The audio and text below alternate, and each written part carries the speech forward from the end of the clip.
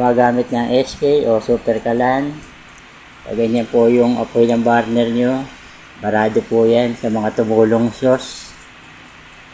Tatapusin ko lang po yung niluluto ko at palalamigin natin. At papakita ko po sa inyo kung paano linisin. Okay po.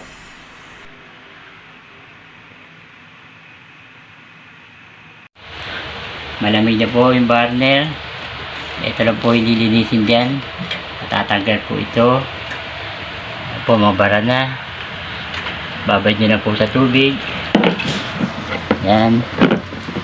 Para lumabot po yung mga tutong. Kailangan po natin ng liha. Pasayin ng liha. Ito po yung liliha niya, mabutas. Yan. Para mawala yung mga bara. Yung mga namuong sebo. Yan po. Ito rin po yung loob.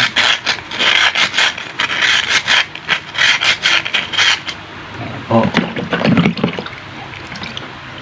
Gumamit na rin po kayo ng valve ting-ting. Sundutin niyo po yung mga butas. Ayan. Ayan po. Barada rin po ng mantika. Ayan na natuyo. Ayan.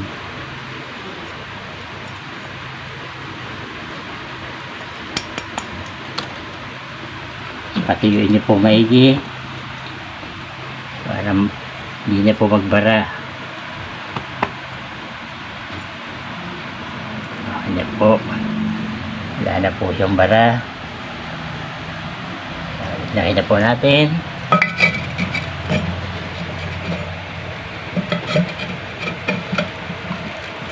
Ayan.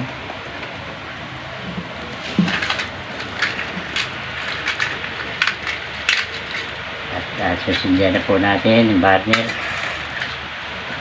Nabali.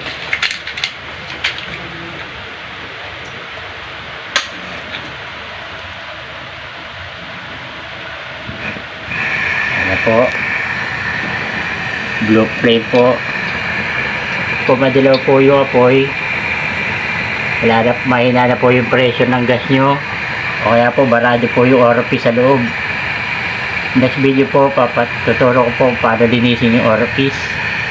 Okay po, pakishare na lang po. Thank you.